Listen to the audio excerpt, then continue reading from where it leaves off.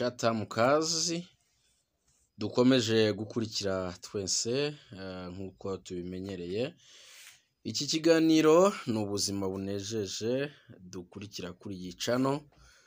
Uwakoze subscribe agakora comment, like na share byose bibasha kumugeraho.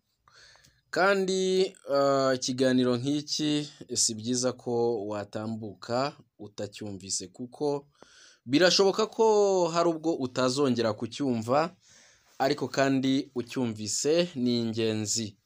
Hari henshi cyane utazagikura, ariko kuri iyi channel uyu mwanya uragikurikira. Uyu mwanya mbazaniye ikiganiro cy'ingenzi, ikiganiro cy'uburyo ushobora gutegura cyangwa se gusukura ugutwi kwawe, maze ukaba wagukiza umwanda, dore ko bamwe batazi neza uburyo ki bashobora gusukura ibice bimwe na bimwe by'umubiri wabo.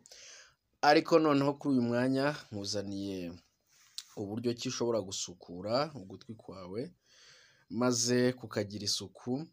Nkubwiramo n'uburyo ki ushobora kugusukura maze kugacya, kandi ibishobora kukwangiza kukaba kwapfa, ukaba kipovu, aribyo twakwita kipovu mu Giswahili. Ibyo byose bikaba byakemuka. Yes, uburyo ki bwiza bwo gusukura ugutwi. Ugutwi ni igice k'ingenzi ku buzima bwa muntu, ariko usanga abantu benshi batabyitaho. Icyo gice ntibacyitaho ku buryo gikorerwa isuku, ndetse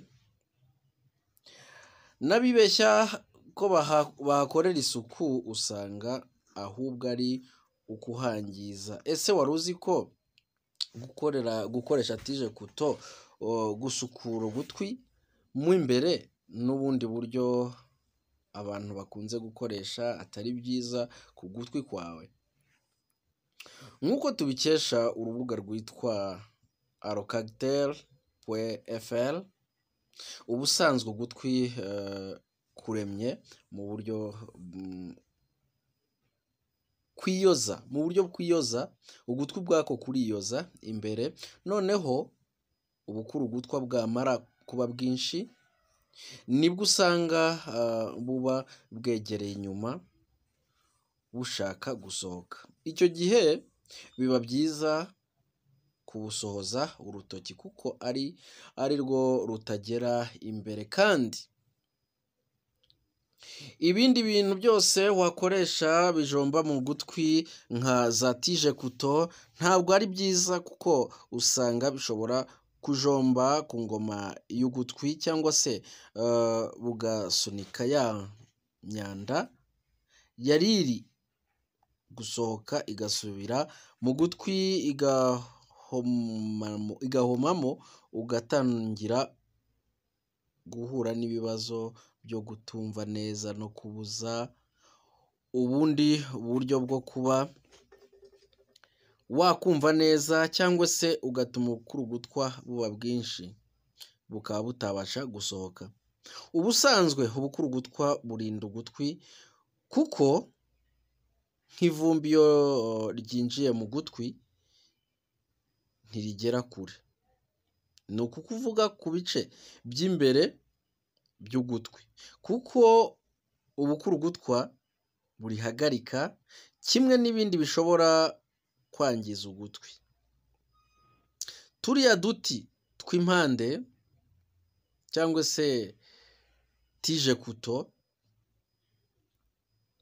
ubusanzwe bavuga ko twagenewe gukora isuku y'inyuma mu gutwi, naho kudushyiramo imbere ntibikenewe, kuko ugutwi ubwako gufite ubushobozi bwo kugabanya ubukuru ugutwa, aribyo bita lesermen.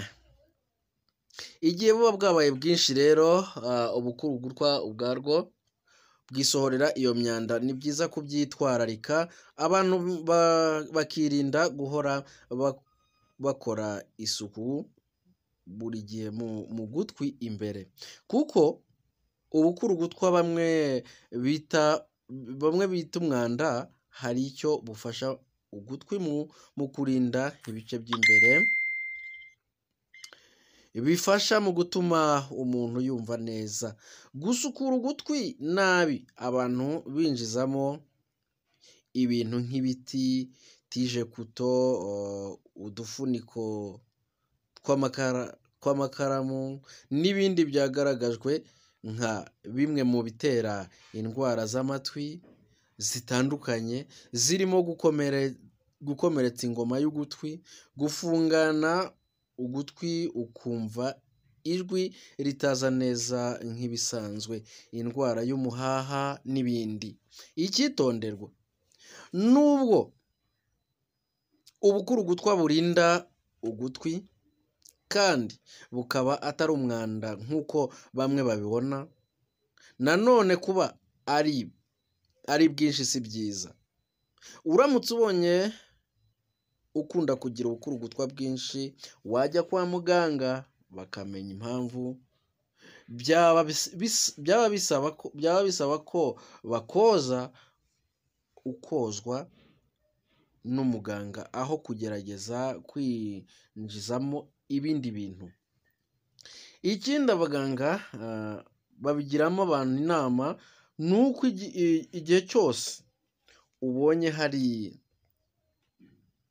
impinduka ku buryo ugutwi kwawe kwari gusanzwe kumva cyangwa se kubamo amashyira n'ibindi, uba ukwiriye kwihutira kujya kwa muganga. Si byiza rero ko ibyo ukomeje gutega amatwi, ni byinshi cyane kandi ngenda mbasobanurira ko ibigize umuntu, ibigize ibice by'umuntu ni byinshi bigiye bitandukanye, ariko kandi uramutse ubonye hari bimwe bishobora kukwangiriza, gana kwa muganga, egera muganga ubisobanukiwe akugira inama kandi biragufasha kurushaho. Rero hari abantu benshi bakunze gufata ubukurugutwa bakabugira nk'umwanda, nyamara kandi ubukurugutwa nk'uko izi mbuga zigenda zibidusobanurira ntabwo ari umwanda, ahubwo ni ibirinda umwanda, kuko ubujeni ubwabwo bujena umwanda ushobora kwinjira mu matwi nk'ivumbi nk'uko byasobanuwe, cyangwa se agakoko gashobora kwinjira mu matwi kadafite imbaraga, maze bikaba byatuma ako gakoko cyangwa se umwanda katinjira mu matwi ngo kagere kuri tempa cyangwa se ingoma y'ugutwi.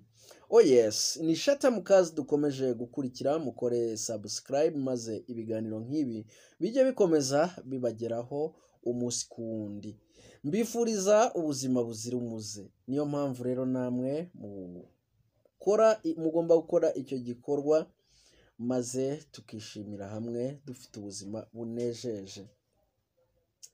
Ugutwi kandi ni igice kimwe gituma umubiri wose ushobora kumva ibiwuteye, kimwe n'igice cy'amaso, kuko ibyo bice byombi uko ari bibiri, kimwe gishoboye kwangika, ikindi nacyo wumva kibigizemo uruhare, ukumva ko umubiri wose ubangamiwe. Niyo mpamvu rero kuwitaho cyangwa se kugirira isuku amaso cyangwa se ugutwi ni byiza cyane.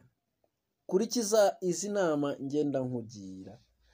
Fata tije koto cyangwa se fata icyo ushaka gukoresha isuku, mu by'ukuri cyoroshye, ukoze mu gutwi ariko ntubashe kugeza kure, uhanagure gake gake utabikorewe n'undi, kuko iyo ukorewe n'undi ntabwo uba wumva aho ubasha kugera cyangwa se kugeza, maze ukuruguture gake gake witonze, ubashe gukuramo umwanda uri hafi. Ubundi uwo mwanda uri imbere uzikuramo, kuko ariko byagenwe, kandi igihe bidakabije ntubashe kwangiza ugutwi kwawe.